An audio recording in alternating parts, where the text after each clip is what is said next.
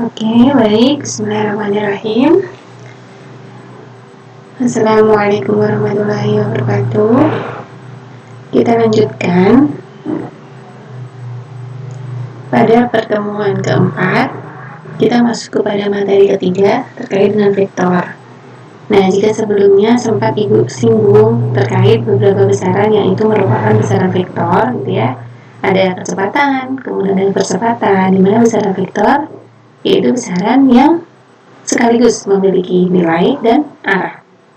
Nah, di sini untuk pokok bahasan vektor ini sebenarnya sebagai pengantar saja, karena nantinya kita akan membahas gerak dua dimensi yang kurang lebih nanti melibatkan aturan-aturan atau operasi-operasi vektor. Nah, nanti di mata kuliah kalkulus seharusnya kalian juga mendapatkan kembali, tapi tidak masalah karena Ibu ingin memberi pengantar terkait pada vektor yang nantinya akan kita gunakan di pembahasan materi berikutnya.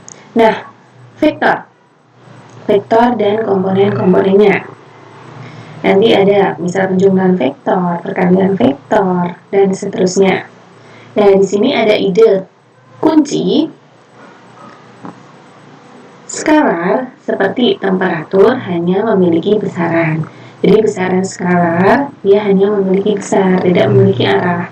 Contoh di sini adalah temperatur atau suhu. Suhu hanya memiliki nilai, katakanlah suhu ruangan ini 25 derajat Celcius.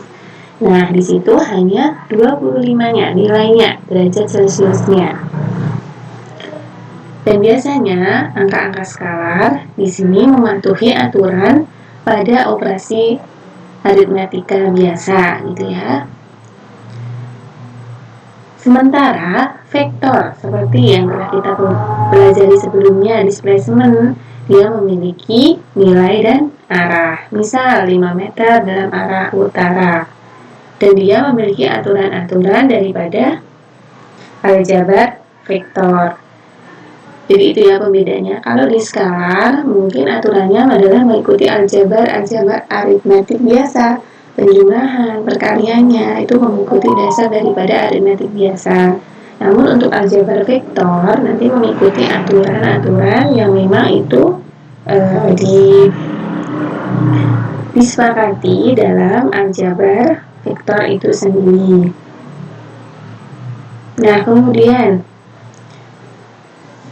ide yang kedua, dua vektor A dan B, ini yang membedakan. Biasanya vektor itu disimbolkan dengan angka, misal ini A. Nah, vektor ini disimbolkan dengan panah atas seperti ini. Jadi maksudnya di sini adalah A, di mana A besaran vektor. Jadi selain memiliki nilai, dia juga memiliki arah. Kemudian B juga demikian. Misal nanti C dan seterusnya. Nah, ini secara geometri ketika ada dua vektor yang ditambahkan, yaitu kita dengan secara geometri ya, kita menggambarnya pada skala di mana kita menempatkan kepala ke ekor. Nah, lebih seperti itu. Jadi ujung akhir dengan ujung awal. Nanti awal sama akhir itu kita sambungkan. Nanti kita belajar. Kemudian komponen skalar daripada AX, AY adalah dua dimensi vektor di sepanjang koordinat yang dia dijumpai atau ditemukan dengan dropping perpendikular atau tegak lurus. Misal seperti ini. AX adalah A cos theta, AY adalah A sin theta. Nanti ya, kita coba bahas satu persatu. Kemudian besarnya biasanya adalah AX kuadrat plus AY kuadrat di akar. Nah, kita masuk ke bahasan vektor and skalar. Besaran vektor dan besaran skalar. Oke, kita pelan-pelan. Sebuah partikel yang dia berpindah sepanjang garis lurus, ini dapat berpindah dalam arah dua dimensi. Can move in only two direction, ya kan? Maksudnya perpindahan suatu benda sepanjang garis lurus dia dapat berpindah hanya pada dua arah, XY, XZ, dan seterusnya. Tapi di sini kita belum membicarakan koordinat ini ya, 3 koordinat x, y, z ya, 3 dimensi, namun hanya x dan y. Kemudian kita dapat mengambil gerak positif sebagai arah, misal kanan, negatif selainnya. Kemudian untuk gerak 3 dimensi, nah tanda positif dan negatif ini belum cukup mengindikasi daripada arah. Maka di sini kita perlu penggunaan daripada vektor. Oke, saya ulangi ya. Jadi maksudnya di awal kan atau di pembahasan sebelumnya, gerak sepanjang garis lurus itu paling tidak hanya ada 2 arah. Contoh yang paling sederhana, sepanjang garis X, sepanjang sumbu X, ya kalau nggak X ke kanan atau X ke kiri, gitu ya. Nah, itu cukup dinyatakan dengan tanda X positif adalah ke kanan, X negatif ke kiri. Namun ketika kita mempelajari suatu gerakan 3 dimensi, benda yang mengalami gerak 3 dimensi, kita memperhitungkannya, tanda positif negatif ini tidak cukup, ya kan? Makanya di sini perlulah yang disebut dengan vektor. Nah, vektor memiliki besaran as well as direction, besaran dan juga arah. Di sini vektor mengikuti aturan-aturan daripada vektor yang akan kita coba jelaskan di chapter ini. Besaran vektor adalah besaran yang dia memiliki nilai dan arah, yang dia dapat dinyatakan atau direpresentasikan melalui sebuah vektor. Beberapa besaran-besaran fisika yang itu merupakan besaran vektor adalah, contohnya ya, yang telah kita pelajari, ada displacement di pertemuan sebelumnya, perpindahan, velocity yaitu kecepatan, kemudian acceleration percepatan. Nah, kalau speed dia adalah skalar, kemudian jarak skalar, gitu ya. Jadi nanti akan kita jumpai semakin lebih banyak besaran-besaran vektor dan skalar. Nanti harapannya kalian sudah mahir membedakan, oh ini vektor, ini skalar, dan seterusnya. Jadi operasinya pun juga perlu diperhatikan. Kalau vektor seperti apa? Nah, kalau skalar cukup aljabar aritmatis biasa. Namun di sini ya, not all physical quantities, tidak semua besaran fisik dia itu melibatkan atau ada yang disebut dengan direction atau arah. Contoh ada temperatur, tekanan, energi, massa, waktu, ya kan? Nah, kita sebut besaran-besaran itu disebut dengan skalar. Oke. Dengan ordinary algebra, dengan aljabar biasa ya. Misal, negatif 40 derajat Celcius mendefinisikan skalar gitu ya. Tandanya di sini adalah bukan merupakan arah, tidak menyatakan arah, yang memang dia negatif, nilainya adalah negatif 40 derajat. Pembeda antara skalar dan vektor. Di awal juga Ibu sempat singgung. Nah, simpel vektor, besaran yang vektor sederhana itu yang telah kita pelajari, misal displacement atau perubahan daripada posisi. Vektor yang menggambarkan perpindahan yaitu disebut dengan vektor perpindahan, ya kan? Mengikuti saja, ya kan? Similarly, yaitu sama saja ketika kita mempunyai vektor kecepatan ataupun vektor percepatan. Nih, semisal partikel berubah posisi melalui gerak dari A ke B. Lihat gambar 3.1a. Oke, kita lihat 31a. Dari titik A ke titik B, katakanlah partikel bergerak gitu ya, dari titik A ke titik B.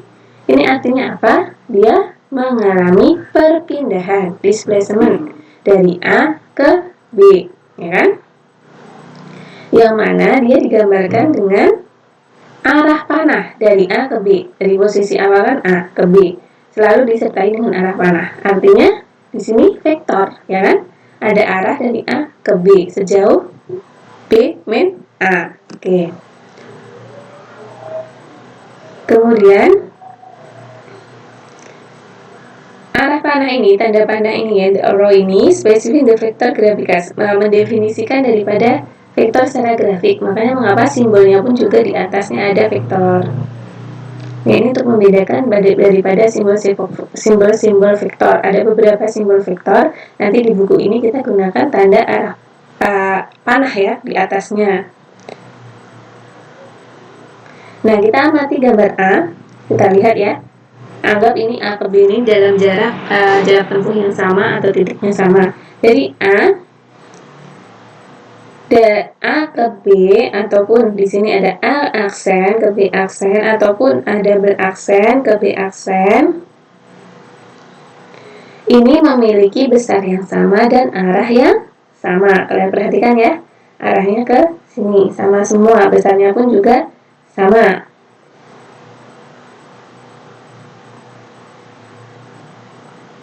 Nah, kemudian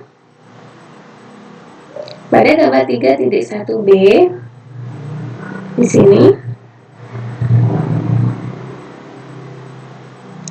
A ke B. Kita baca penjelasannya terlebih dahulu. All three arrows have the same magnitude and direction and thus represent the same displacement. Oke. A besar dan arah sama, artinya perpindahannya juga sama. Kemudian yang B, all three paths, semua daripada 3 lintasan ini dihubungkan melalui 2 poin. 2 poin yang dia mengkorespondensi vektor perpindahan yang sama. Oke. Kemudian kita mencoba ketika ingin mengoperasikan penambahan vektor secara geometri ya. Basicnya itu seperti apa? Kurang lebih seperti itu. Nah, suppose that and in the vector diagram of 32A. Oke, 32A. Kita amati di sini 32A. Partikel bergerak dari A ke B, ya kan? Dari A ke B and then dari B ke C. Dari B ke C. Nah, kita dapat menggambarkan perpindahan secara keseluruhan tanpa memperdulikan daripada lintasan sebenarnya. Jadi ini kalau yang garis-garis merah ini dianggap sebagai actual path atau lintasan sesungguhnya. Nah, kita di sini tidak mempertimbangkan itu. Yang kita pertimbangkan adalah titik daripada titik awal dia benda berada menuju titik akhir dari A ke B, gitu kan? Dari A ke B, kemudian B ke C. Nah, di sini untuk mengetahui penjumlahan daripada dua vektor ini dari A, B, dan B, C, maka caranya adalah kita tarik titik awal hingga titik akhir. Cukup simpel ya. Jadi di sini tadi kan A ke B, B ke C. Titiknya otomatis kan C dan A. Ini sebagai awal, ini sebagai akhir. Nah, kita hubungkan dua titik ini, kita tarik garis lurus arah A ke C. Nah, AC ini adalah penjumlahan vektor atau resultan. Penjumlahan vektor atau resultan dari vektor A, B, dan B, C. Nah, ini tidak cukup berbeda dengan aljabar biasa ya. Kalau secara vektor, ini penjumlahan vektor atau resultannya adalah AC, antara A, B, dan BC. Kemudian kita coba lihat gambar yang B. Kita gambar kembali daripada poin A, kemudian kita memberi label dengan menggunakan simbol. Misal ini ya, A, B, kita simbolkan di sini vektor A. Kemudian B, C, kita ubah simbol vektornya adalah B vektor B gitu ya. Kemudian AC yang di sini tadi kita simbolkan dengan S vektor. Nah, di sini keterangan to add A vektor and B vektor atau untuk menambahkan vektor A dan vektor B, draw them, yaitu garis atau gambarkan garis yang dia dari kepala ke kaki, ekor ke kaki, dari ujung, kemudian ini kan titiknya ya, dari ujungnya, dari kepalanya mulai dari mana, terus kemudian dari ke ekornya, kurang lebih seperti ini. Itu, maaf, kurang lebih seperti ini. Jadi S di sini adalah vektor resultan atau penjumlahan vektor, ya kan? Nah, kalau dituliskan relationsnya adalah 3.1. S, ini vektor, adalah A vektor plus B vektor. Kita mengatakan bahwa vektor S adalah penjumlahan vektor dari vektor A dan vektor B. Nah, simbol plus ini dalam persamaan 31 adalah menyatakan sum atau penjumlahan, ya kan? Sum and add, penjumlahan. Itu sedikit berbeda dibandingkan, jadi artinya berbeda untuk vektor yang menggunakan aljabar matematis biasa. Jadi gambar 3.2 ini adalah cara bagaimana kita menambahkan dua vektor A dan B secara geometri, gitu kan? Gampang ya, secara geometri ketika ada dua vektor yang ingin ditambahkan, jadi kita ambil titik awalnya, kemudian titik akhir kita tarik garis.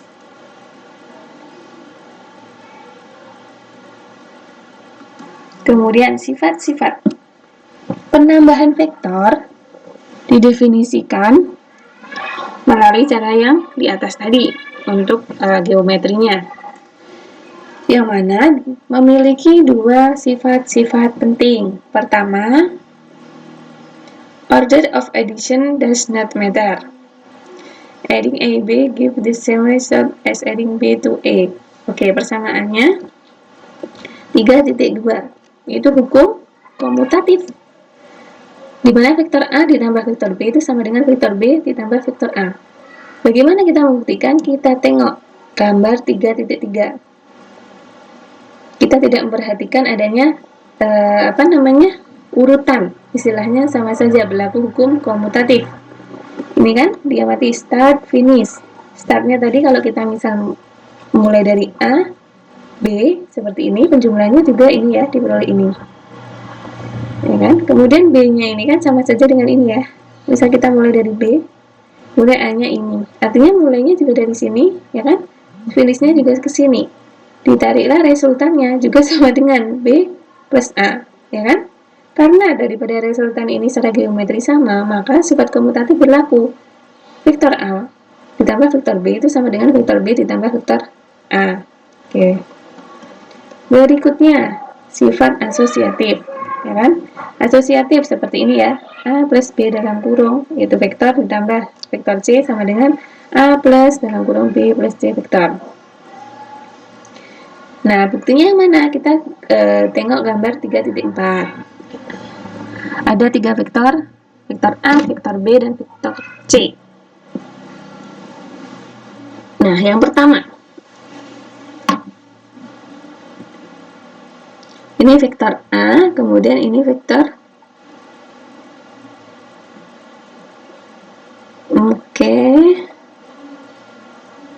Oke, jadi ingin membuktikan daripada persamaan 3.3 ya. Misal, di sini kan kita punya A, vektor A, punya vektor B.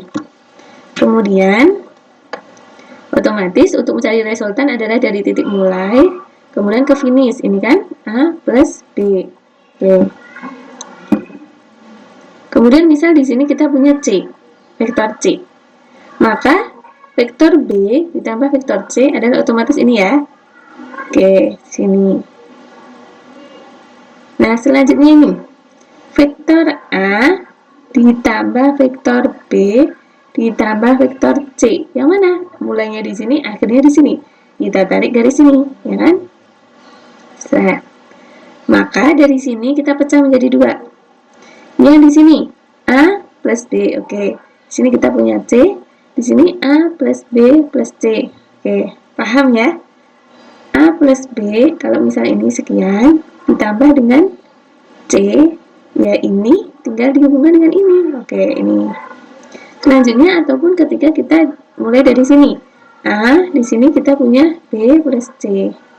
A, B plus C, sama saja, menghasilkan hasil yang sama. Tengok yang biru-biru ini ya, biru atau ungu. Jadi di sini berlaku asosiatif sama dengan ini. Kemudian, vektor min B adalah vektor yang memiliki besar yang sama dengan B vektor, tetapi arahnya berlawanan, ya kan? Lihat gambar 3.5, vektor B. Vektor B misal dia ke arah kiri. Maka ketika ada vektor negatif B seperti ini, maka dia memiliki besar yang sama namun arahnya berlawanan. Maka penjumlahan daripada dua vektor ini selalu menghasilkan 0, ya kan? B vektor ditambah dalam kurung min B vektor itu sama dengan 0, ya kan? Oke.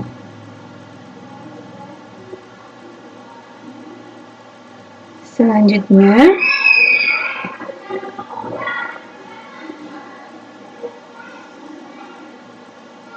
ini adalah vector subtraction.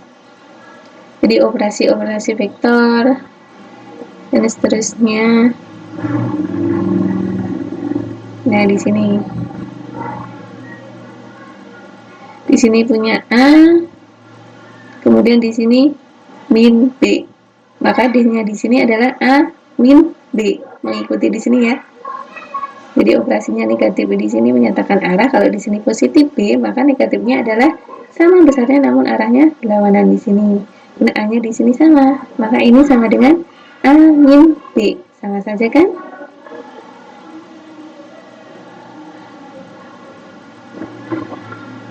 Oke, sampai di sini sifat-sifat daripada penjumlahan vektor. Ada tadi kumulatif, kemudian ada asosiatif, kemudian secara geometri, bagaimana penjumlahannya, yaitu dari titik awal, kemudian ditarik ke posisi akhir, dan seterusnya. Sambil mengingat-ingat, Ibu rasa di SMA juga sempat dibahas. Kemudian sekarang kita ke komponen vektor. Komponen vektor. Nah, di sini sebuah komponen dari vektor adalah proyeksi. Proyeksi daripada vektor itu terhadap sumbu. Proyeksi vektor terhadap sumbu. Oke, kita amati 37A untuk sebagai contoh. AX adalah komponen vektor A di sepanjang sumbu E dan AY adalah komponen di sepanjang sumbu Y. Oke, jadi misal vektor A ini ada AX plus AY. Jadi di sini ya. Ini misal vektor A. Nah, proyeksi daripada A ini terhadap sumbu, inilah komponen-komponennya. Jadi A ini memiliki komponen terhadap sumbu E, kemudian vektor A ini juga memiliki komponen terhadap sumbu Y.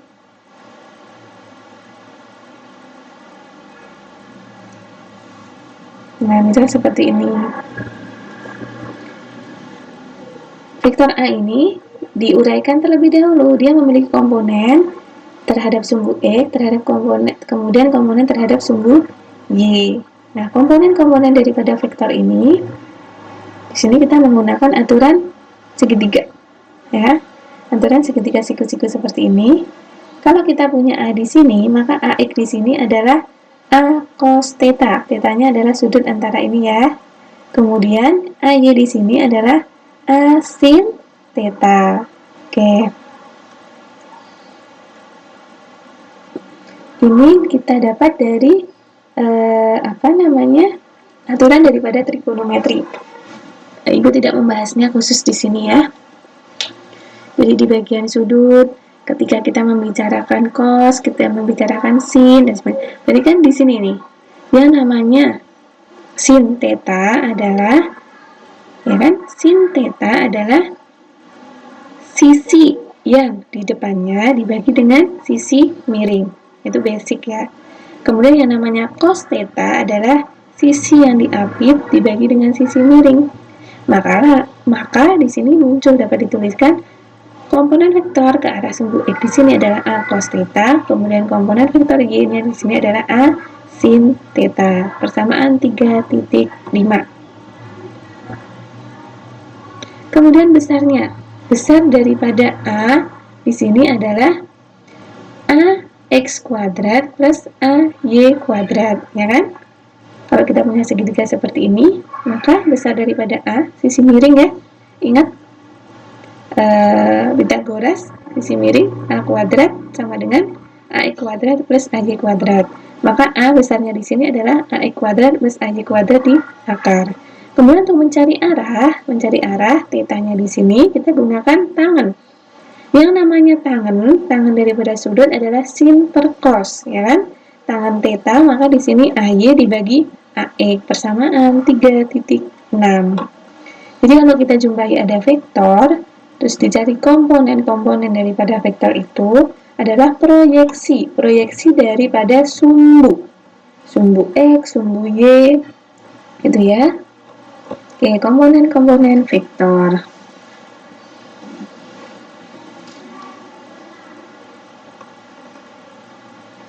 Nah, ini menambahkan vektor dengan menggambar dan seterusnya.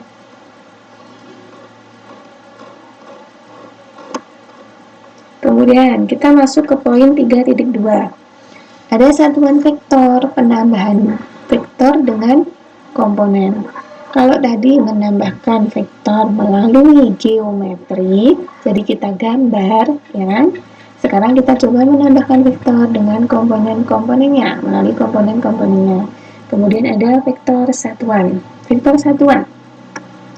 Vektor satuan ini biasanya adalah disimbolkan dengan vektor I, vektor satuan J, vektor satuan K. Sini ya, biasanya dituliskan seperti ini.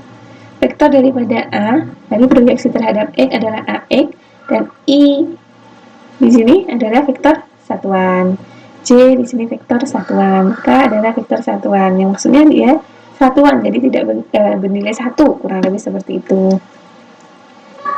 Kemudian ini untuk menambahkan vektor berdasarkan komponennya, ya kalau penambahan vektor kita sesuaikan dengan komponen X dengan E, komponen Y dengan Y, komponen Z dengan Z.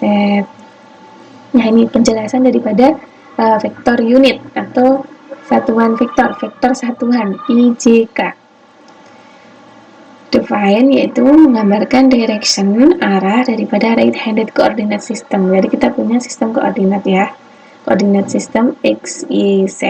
Nah, itu vektor satuan I itu ke arah X, vektor satuan J ke arah Y, vektor satuan K ke arah Z. Jadi masing-masing satu satuan I, J, K. Kita masuk. Unit vektor adalah vektor yang dia memiliki nilai secara pasti adalah 1.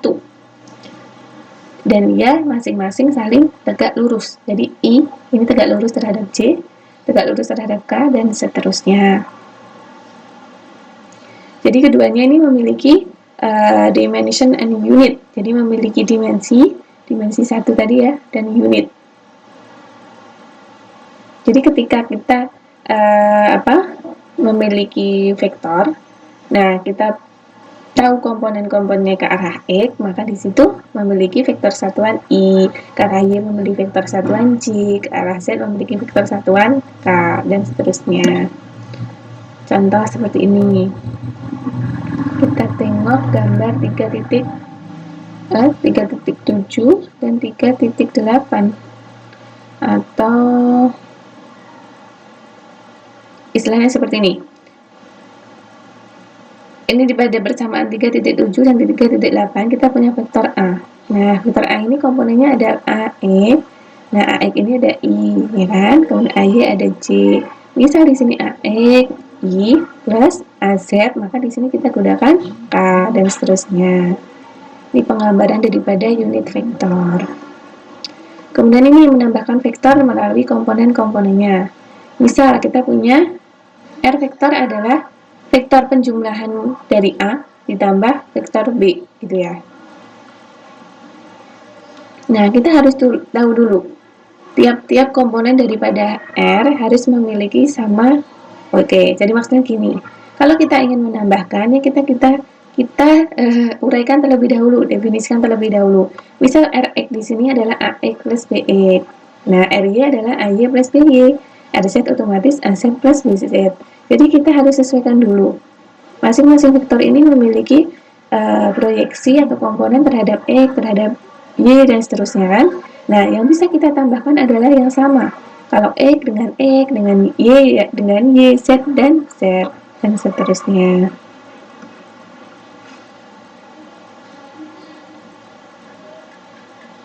Nah, ini vektor dan hukum-hukum dalam fisika. Maksudnya bagaimana penggunaan vektor ini ketika kita berbicara terkait dengan kasus-kasus fisika. Contohnya misal kita punya ini ya, vektor A dan beberapa komponennya. kemudian ada sudut theta. Misalnya tadi ada vektor A, nah kemudian kita harus uraikan terlebih dahulu terhadap sumbu X. Sementara di sini punya theta, maka AX di sini adalah A cos theta. Sementara AY adalah A sin theta. Jadi yang ditambahkan, dioperasikan nanti adalah yang berupa komponennya. Jadi vektor apa, komponennya diuraikan terlebih dahulu. Per komponen itu kita tahu misal X atau Y, baru kemudian dioperasikan dengan sesamanya atau yang dengan diminta.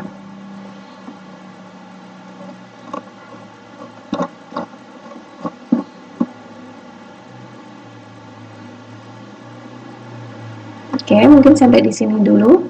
Jadi sampai pada operasi penambahan vektor, ya kan? Penambahan berarti otomatis komponen diuraikan, yang arah X dengan X, Y dengan Y, Z dengan Z menyesuaikan. Atau penambahan dengan melalui drawing atau geometri tinggal digambar. Selanjutnya nanti kita ke poin 3.3, yaitu aturan perkalian daripada vektor. Oke, sampai di sini dulu. Terima kasih. Silakan dipahami.